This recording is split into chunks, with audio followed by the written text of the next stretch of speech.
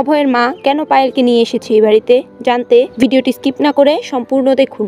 এপিসোডের শুরুতেই আমরা দেখতে পাই নিতু পায়েলের মায়ের কাছে গিয়ে বলছে, আমি নিতু আর এই বাড়ির মেয়ে আর অভয়ের বুয়া। তখন পায়েলের মা বলে, আপনাকে তো আগে কখনো দেখিনি আমি এখানে। নিতু তখন বলে, কিভাবে দেখবেন, আপনি আসলেই তো আমি নিচের মঞ্জিলে লুকিয়ে থাকি।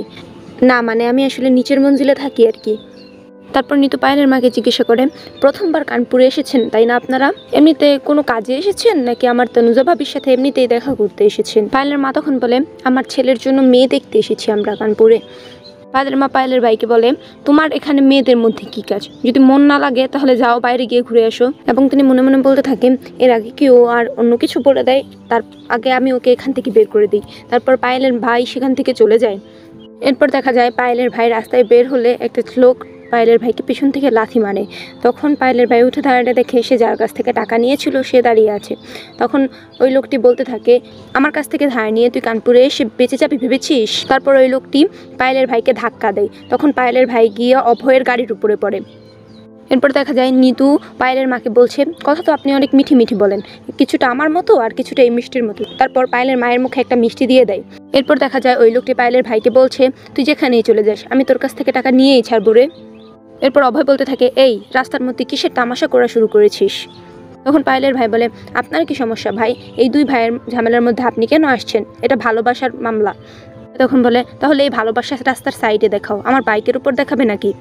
এরপর পায়েলের ভাই ওই লোকটিকে বলতে থাকে, একটু ধৈর্য ধরো, তুমি জানো না ধৈর্যের ফল অনেক বৃষ্টি হয়, আর তুমি তো এটাও জানো যে তোমার ভাইয়ের লটারি লেগে গেছে। এরপর দেখা যায় রাতে অভয় এসে শ্রদ্ধাকে ঘরে খুঁজতে থাকি। তখন অভয় বলে, এই শ্রদ্ধা না সারা জীবন আমাকে নিজের আগে পিছনে ঘুরাতে থাকবে, রাতের বেলায়ও ঘরে নেই। এরপর অভয় শুনতে পায় বাথরুম থেকে জলের আওয়াজ আসছে। অভয় চিন্তা করে শ্রদ্ধা হয়তো গোসল করছে। তখন অভয় বলতে থাকে যে, কতবার না করেছি আমি তোমাকে রাতের বেলা গোসল করতে, এরপর যখন অসুখে পড়বে তখন আমার কাছে এসো না। এরপর অভয় দেখতে পায় ওয়াশরুম থেকে পায়েল বেরিয়ে এসেছে। তখন অভয় বলতে থাকে, তুমি কে আর তুমি আমার বাথরুমে কি করছো? যাও বের হও আমার ঘর থেকে। এরপর পায়েল ইচ্ছে করে অভয়ের উপর পড়ে যায়। তারপর অভয় বলতে থাকে, ওঠো আমার উপর থেকে, কিন্তু পায়েল ওঠে না। তখনই সেখানে শ্রদ্ধা চলে আসে। অভয় শ্রদ্ধাকে প্রশ্ন করে, কোথায় ছিলে তুমি, আর এটা কে আমার পারমিশন ছাড়া আমার বাথরুম ইউজ করছিল? তখন শ্রদ্ধা বলে, মাম্মিজির মেহমান এসেছে, এটা ওনার বান্ধবীর মেয়ে। পায়েল তখন বলতে থাকে, আসলে কি হয়েছে, আমার ঘরের বাথরুমে আমার ছোট ভাই গিয়ে বসেছিল আর আমাকে গোসল করতে হতো, তাই আমি এই ঘরের বাথরুম খালি পেয়ে এই ঘরেই চলে এসেছি। যেন কি হয়েছিল, আমি যখনই বাথরুম থেকে বেরোতে নিয়েছি তখনই পানিতে আমার পা পিছলে গিয়েছিল। ভালো হয়েছে অভয় যে আমাকে বাঁচিয়ে নিয়েছে, নাহলে কি জানি হয়ে যেত আজকে। তারপর অভয় ঘর থেকে বেরিয়ে যায়। চলে যাওয়ার পর পায়েল বলতে থাকে, মানুষের নিশানি হয় এভাবে রাগ হয়ে যাওয়া। তারপর পায়েল সেখান থেকে চলে যেতে চাইলে শ্রদ্ধা পায়েলের হাত ধরে বলে, এরপরে যদি কখনো বাথরুম ব্যবহার করার প্রয়োজন পড়ে তাহলে আত্মীয় বাথরুম ব্যবহার করে নেওয়া, স্ত্রীর মাঝে কিংবা তাদের ঘরে কেউ ঢুকুক এটা আমি একদমই পছন্দ করি না। পায়েল তখন বলতে থাকে, কোন বউ এই ঘরে টিকবে কি টিকবে না সেটা তো তুমি অনেক তাড়াতাড়ি জেনে যাবে শ্রদ্ধা। শ্রদ্ধা তখন রেগে গিয়ে বলে, মুখ সামলে কথা বলো পায়েল। পায়েল বলে, শুধু জবান কেন, এখন তো আমি অভয়জিকেও সামলে নেব। এই বাড়িতে এই ঘরে এমনকি অভয়ের জীবনেও খুব তাড়াতাড়ি তোমার দিন শেষ হয়ে যেতে চলেছে, আর তোমার এই বাড়ি থেকে বের হয়ে যাওয়ার সময় চলে এসেছে শ্রদ্ধা। তারপরে শ্রদ্ধা পায়েলের হাত ধরে টানতে টানতে পায়েলকে ঘরের বাইরে নিয়ে আসে। সেখানে সবাই ছিল। অভয় শ্রদ্ধাকে জিজ্ঞাসা করতে থাকে, শ্রদ্ধা কি হয়েছে? শ্রদ্ধা তখন বলে, পায়েলজি এটা চাচ্ছে যে ও এই বাড়িতে আমার জায়গা নিয়ে নিক, আমার স্ত্রী হবে আর এই বাড়ির বৌমা হতে চাইছে ও, আর ও আমাকে ধমকিও দিচ্ছে যে আমাকে এই বাড়ি থেকে বাইরে বের করে দেবে। তখন তার মাকে বলতে থাকে, মা এসব কি হচ্ছে? পায়েলের মা তখন হাসতে হাসতে বলে, আমার মেয়ের মজা করার স্বভাব এখনো যায়নি, ওর হয় কি নতুন স্বামী স্ত্রীর মাঝে গিয়ে মজা করতে ওই খুব পছন্দ করে। ভাই হাসতে হাসতে বলে, শ্রদ্ধা তুমিও না যে যা কিছু বলবে তুমি মেনে নেবে, চলো অনেক দেরি হয়ে গেছে আমরা ঘরে যাই।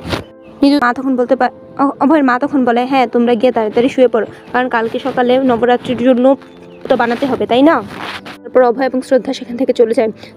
অভয় এবং শ্রদ্ধা চলে যাওয়ার পর অভয়ের মা পায়েলকে বলতে থাকে, বেটা মনে হয় আমি তোমাকে ঠিকভাবে বোঝাইনি কিছু।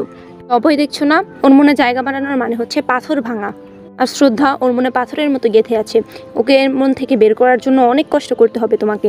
পায়েলের মা তখন বলে, বাচ্চা তুমি ঠিকভাবে বুঝালে ও সব বুঝে যাবে, আর তারপর আমরা তো আছি তাই না? এরপর ঘরে এসে অভয় শ্রদ্ধার উপর হাসতে থাকে। তখন শ্রদ্ধা বলতে থাকে, অভয় আমার না এসব কিছুই ঠিক লাগছে না, আপনার সব কিছু মজা মনে হচ্ছে। তখন অভয় বলে, শ্রদ্ধা তুমি সব কিছু নিয়ে এত সিরিয়াস হয়ে যেও না, আর ওর কথা থেকে তো মনে হচ্ছিল এ কতটা ভালো, আর ওরা তো পুরো পরিবারই মজার মধ্যে থাকে। ওর ভাইয়ের সাথে দেখা হয়েছিল আমার, রাস্তায় কারোর সাথে ঝগড়া করছিল, শ্রদ্ধা বলে, অভয় মজা করার মতো মেয়েকে না আমি খুব ভালোভাবে চিনি, কিন্তু এই পায়েল ওকে আমার এরকম মনে হয়নি, আর ওর কিছুই আমার ঠিক লাগছে না। আপনি জানেন যে মেয়েটা বাজারে আমার সাথে ধাক্কা খেয়েছিল এটা পায়েলই ছিল।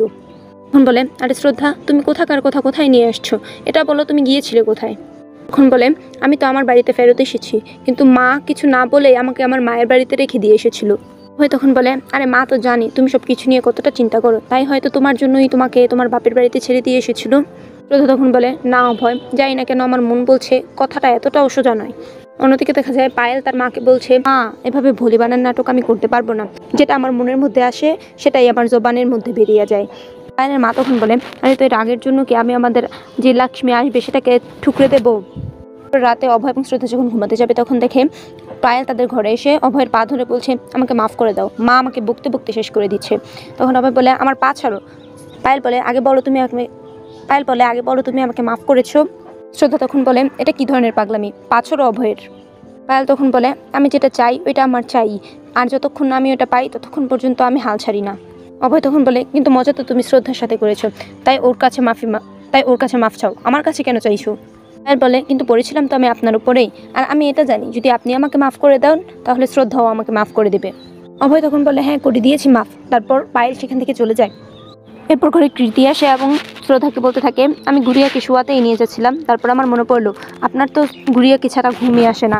অভয় তখন বলে, কত চিন্তা করে তুমি তোমার দিদিকে নিয়ে এমনিতে আমাদের বাড়িতে যে মেহমান এসেছে তাদের সাথে দেখা করেছো?